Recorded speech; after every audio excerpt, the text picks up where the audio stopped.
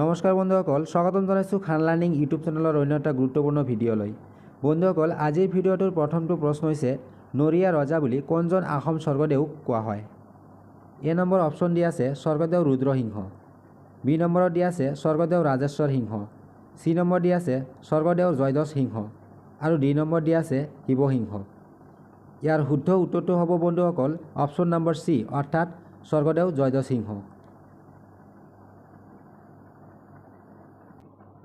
পৰৱৰ্তী প্ৰশ্নটোত দিয়া আছে শৰাইঘাটৰ ৰণত আহোমৰ সেনাপতি কোন আছিল?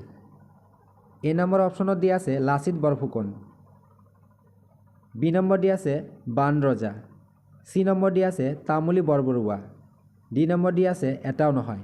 ইয়াৰ শুদ্ধ উত্তৰটো হ'ব বন্ধুসকল এ অৰ্থাৎ লাচিত বৰফুকন।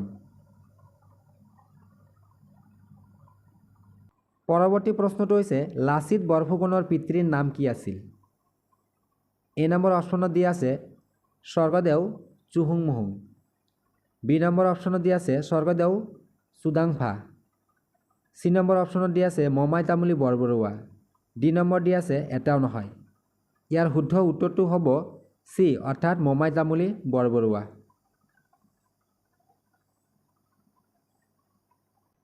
পৰৱৰ্তী প্ৰশ্নটোত দিয়া আছে অগ্নিগড় কোনে নিৰ্মাণ কৰাইছিল?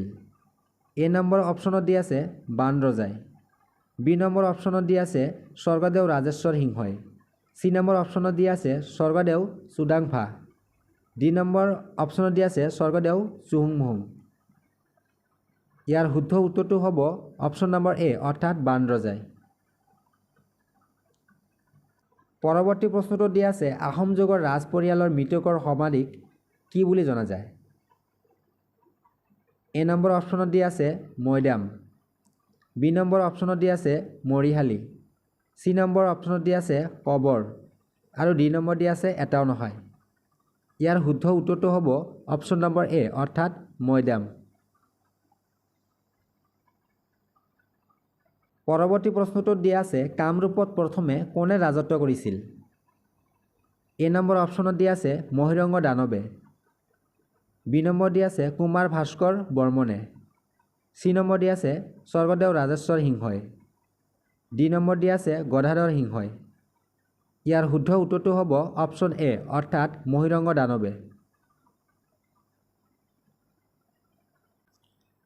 পৰৱৰ্তী প্ৰশ্নটোত দিয়া আছে ভগনীয়া ৰজা বুলি কাক কোৱা হয়?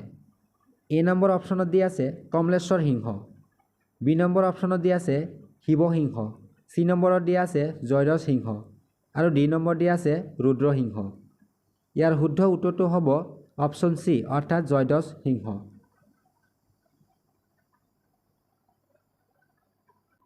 পৰৱৰ্তী প্ৰশ্নটোত দিয়া আছে অসমত প্ৰথমবাৰৰ বাবে কিমান চনত খাৰুৱা তেলৰ সন্ধান পাইছিল?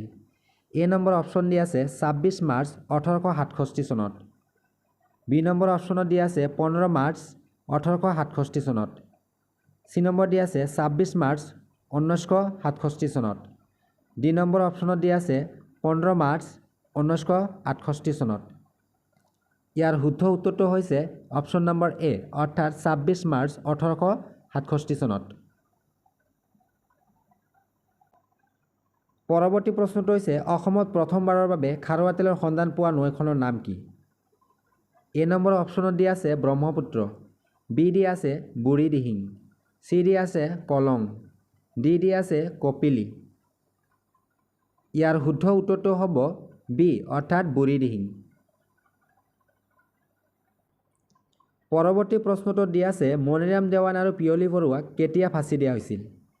এ নম্বৰ অপশ্যনত দিয়া আছে ২৬ ফেব্ৰুৱাৰী ১৮৫৮ চনত, বি নম্বৰ দিয়া আছে ৩০ জানুৱাৰী ১৮৬০ চনত, চি দিয়া আছে ২০ মাৰ্চ ১৮৬১ চনত, ডি দিয়া আছে ২১ এপ্ৰিল ১৮৬৫ চনত। ইয়াৰ শুদ্ধ উত্তৰটো হ'ব অপশ্যন নম্বৰ এ অৰ্থাৎ ২৬ ফেব্ৰুৱাৰী ১৮৫৮ চনত। পৰৱৰ্তী প্ৰশ্নটোত দিয়া আছে অসম সাহিত্য সভাৰ দ্বিতীয়গৰাকী সভাপতি কোন আছিল? এ নম্বৰ দিয়া আছে কালিৰাম মেধি, বি নম্বৰ দিয়া আছে চন্দ্ৰধৰ বৰুৱা, চি নম্বৰ দিয়া আছে অমৃত ভূষণ দেৱ অধিকাৰী, ডি নম্বৰ দিয়া আছে ৰজনীকান্ত বৰদলৈ। ইয়াৰ শুদ্ধ উত্তৰটো হ'ব অপশ্যন নম্বৰ বি অৰ্থাৎ চন্দ্ৰধৰ বৰুৱা। পৰৱৰ্তী প্ৰশ্নটোত দিয়া আছে কোন চনত লক্ষ্মীনাথ বেজবৰুৱাই অসম সাহিত্য সভাৰ অধিৱেশনত সভাপতিত্ব কৰিছিল। এ নম্বৰ অপশ্যনত দিয়া আছে 1920 চনৰ তেজপুৰত। বি নম্বৰ দিয়া আছে 1923 চনত যোৰহাট। চি দিয়া আছে 1924 চনত গুৱাহাটী। ডি নম্বৰ দিয়া আছে 1925 চনৰ নগাঁও। ইয়াৰ শুদ্ধ উত্তৰটো হ'ব চি অৰ্থাৎ 1924 চনৰ গুৱাহাটী। পৰৱৰ্তী প্ৰশ্নটোত দিয়া আছে কোন চনত অমৰ আপোনা দেশক আনুষ্ঠানিকভাৱে অসমৰ জাতীয় সংগীত হিচাপে গ্ৰহণ কৰা হৈছিল। এ নম্বৰ দিয়া আছে 1927 চনত। বি নম্বৰ দিয়া আছে 1934 চনত। চি নম্বৰ দিয়া আছে 1942 চনত আৰু ডি দিয়া আছে 1950 চনত। ইয়াৰ শুদ্ধ উত্তৰটো হৈছে অপশ্যন নম্বৰ এ অৰ্থাৎ 1927 চনত। পৰৱৰ্তী প্ৰশ্নটোত দিয়া আছে কাৰ নিৰ্দেশনাত বৃন্দাবনী বস্ত্ৰখন অসমীয়া শিপিনীসকলে বৈছিল। এ নম্বৰ অপশ্যনত দিয়া আছে শংকৰদেৱ। বি নম্বৰ দিয়া আছে মাধৱদেৱ। চি নম্বৰ দিয়া আছে চিলাৰায় আৰু ডি দিয়া আছে ৰুদ্ৰসিংহ। ইয়াৰ শুদ্ধ উত্তৰটো হ'ব অপশ্যন নম্বৰ এ অৰ্থাৎ শংকৰদেৱ। পৰৱৰ্তী প্ৰশ্ন হৈছে সাহিত্য অকাডেমী বঁটা লাভ কৰা প্ৰথমগৰাকী অসমীয়া কোন। এ অপশ্যন দিয়া আছে বীৰেন্দ্ৰ কুমাৰ ভট্টাচাৰ্য।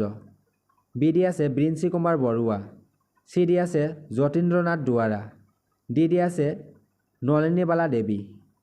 ইয়াৰ শুদ্ধ উত্তৰটো হ'ব অপশ্যন চি অৰ্থাৎ যতীন্দ্ৰনাথ দুৱৰা। পৰৱৰ্তী প্ৰশ্ন হৈছে কোন ৰাজবংশৰ ৰাজত্বকালত কামৰূপৰ মদন কামদেৱ মন্দিৰ নিৰ্মাণ কৰা হৈছিল। এ নম্বৰ অপশ্যনত দিয়া আছে বৰ্মন ৰাজবংশ। বি নম্বৰ দিয়া আছে পাল ৰাজবংশ। চি দিয়া আছে নাগা ৰাজবংশ। ডি দিয়া আছে কোচ ৰাজবংশ। ইয়াৰ শুদ্ধ উত্তৰটো হ'ব অপশ্যন বি অৰ্থাৎ পাল ৰাজবংশ।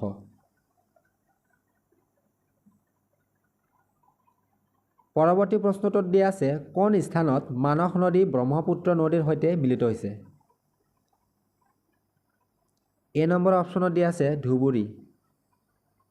বি দিয়া আছে পঞ্চৰত্ন। চি দিয়া আছে বঙাইগাঁও। ডি দিয়া আছে যোগীঘোপা। ইয়াৰ শুদ্ধ উত্তৰটো হ'ব অপশ্যন নম্বৰ ডি অৰ্থাৎ যোগীঘোপা।